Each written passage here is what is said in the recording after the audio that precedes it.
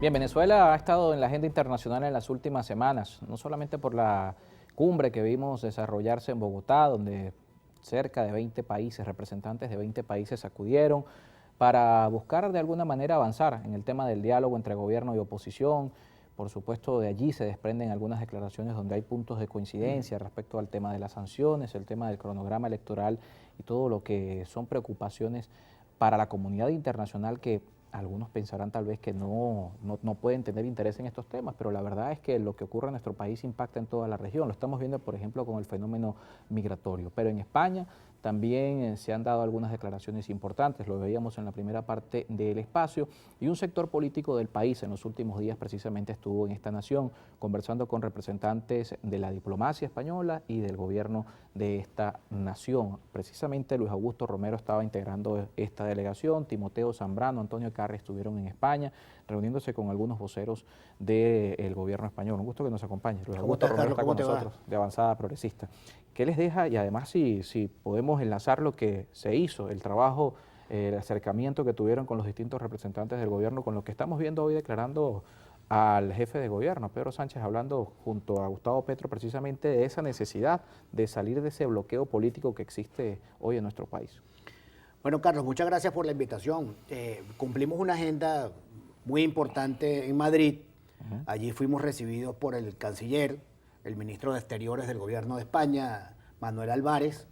Con él estuvimos conversando temas que tienen que ver básicamente con la situación de Venezuela y la necesidad de que España asuma un rol mucho más protagónico en los diferentes espacios internacionales en los cuales se va a discutir, se va a debatir, se va a dialogar sobre la situación venezolana.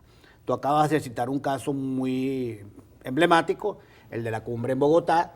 Me parece que fue un esfuerzo importante, más allá de los matices de situaciones sobrevenidas que ocurrieron allí.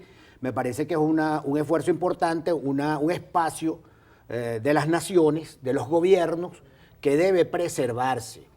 ¿Por qué digo esto? Porque temas como, por ejemplo, las sanciones, son temas que va a ser muy difícil desmontar desde los sectores de la oposición venezolana.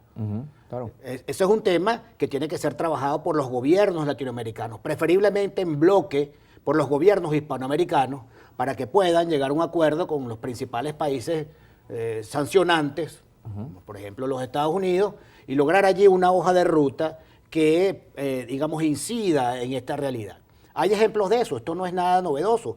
El caso Contadora, por ejemplo, el grupo de Contadora estaba configurado por una serie de naciones latinoamericanas, entre otras Venezuela, que intervino en la crisis bélica, en la guerra centroamericana, para poder lograr allí una conciliación entre las partes.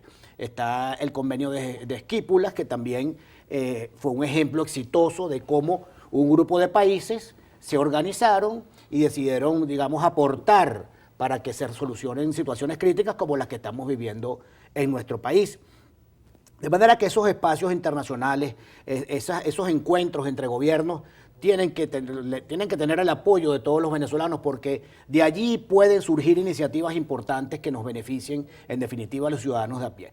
Otra cosa muy diferente son los diálogos que pueda tener la oposición con el gobierno, bien sea en Venezuela. Nosotros creemos que están dadas las condiciones para el inicio de un nuevo diálogo en Venezuela, donde se aborde el tema de lo social y de lo económico, básicamente. ¿Pero una continuación de México o una México, reconfiguración del diálogo? Yo creo que México debe cerrar su ciclo, debe cerrar bien, digamos, consolidarlo allí conversado y, por decirlo de alguna manera, lograr que esos acuerdos que se discutieron allí se hagan realidad. Por ejemplo, allí en México una de las cosas que se discutió fue el desbloqueo de unos recursos de 3.500 millones de dólares que pertenecen a la República para ser utilizados en inversiones sociales en Venezuela. Bueno, y que dice el gobierno no se va a sentar hasta que se liberen. Bueno, eso no se ha logrado, esos 3.500 millones no se han devuelto a la nación y es lamentable, de manera tal que yo creo que México sí debe tener un cierre positivo donde se concrete lo que allí se discutió. Pero México cumplió un ciclo. Yo creo, insisto, que están dadas las condiciones para que en Venezuela, aquí en Venezuela, se produzca un nuevo diálogo donde estén todos los sectores de oposición, todos estemos, pero además estén los sectores sociales como por ejemplo los gremios, el sector productivo, las iglesias, y podamos abordar un diálogo desde la perspectiva de los problemas de la gente. Porque ¿cuál es el problema con estos diálogos, Carlos? Que están muy distantes de los problemas de la cotidianidad. Aquí tenemos más enfocados en el tema del cronograma electoral. Bueno, exactamente, o el tema de las sanciones u otros temas, ¿no? Pero el tema de la precariedad ciudadana, del tema del salario, por ejemplo, acabamos de vivirlo este 1 de mayo. El gobierno había generado una expectativa de un posible aumento y bueno, y lo que salió allí fue, como dicen, el parto de los montes. Nadie pensó jamás que el salario iba a quedar excluido de los ajustes que el gobierno anunció. Hubo un ajuste del tema de eso que llaman el bono de guerra, no entiendo cuál es la guerra, pero bueno, eso son cosas del gobierno, y un aumento en el cestatique, pero no tocaron el salario, y esos bonos además no tienen incidencia en el salario. Pero ese es otro tema del cual seguramente hablaremos.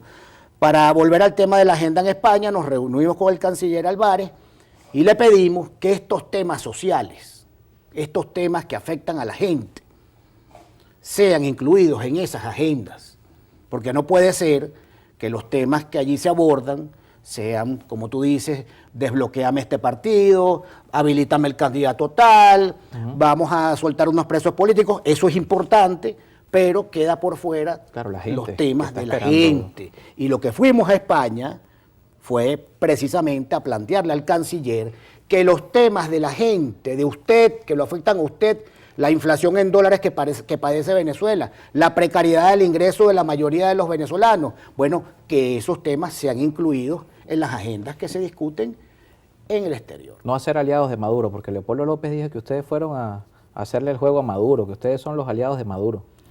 Bueno, mira, que yo veo a Leopoldo López quejándose de nuestra reunión con el canciller, me reconforta, ¿no?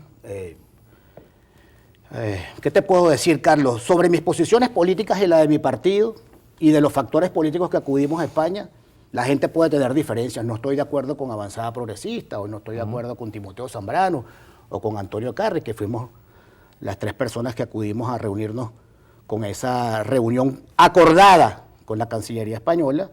Pues ahí puede haber diferencias, pero jamás nadie podrá señalarme de haberme robado un centavo de los bienes de la nación. Yo no sé si Leopoldo López puede decir lo mismo. De manera que a mí esos berrinches y esos pataleos de Leopoldo López pues me tienen sin cuidado. Él tiene mucho que explicarle al país. Lo que ocurrió en el interinato, con el dinero que administró Juan Guaidó, del cual él formó parte, ese interinato, bueno, la gente no sabe dónde está esa plata. Monómeros, Citgo, la ayuda internacional. Hoy todos están en el exilio dorado y la gente comiéndose un cable en Venezuela.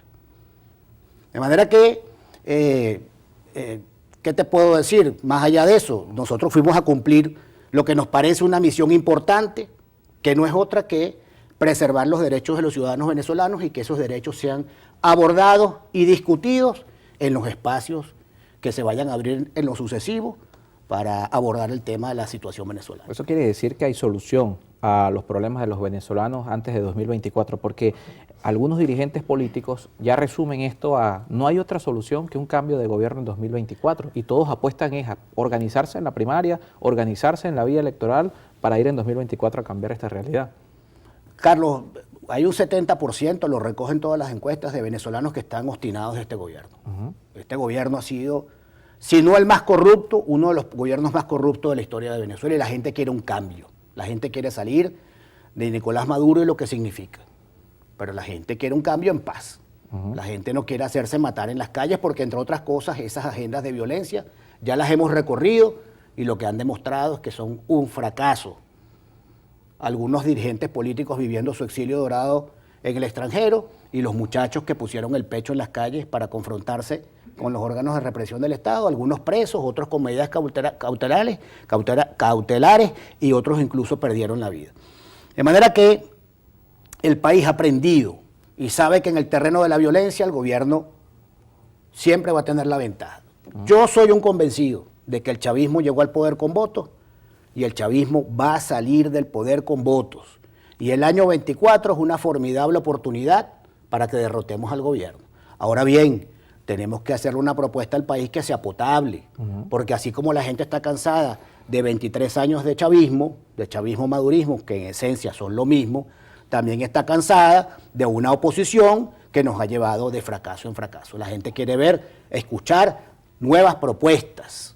No puede ser que tú premies a quienes nos llevaron a la Plaza Altamira, al paro petrolero, al golpe del 30 de abril, a la operación Gedeón, a lo que significó la enorme corrupción del interinato. Esos caminos que transitamos con esa oposición, ya lo que han dejado es una huella de dolor, una huella de hastío, una huella de desesperanza en la gente.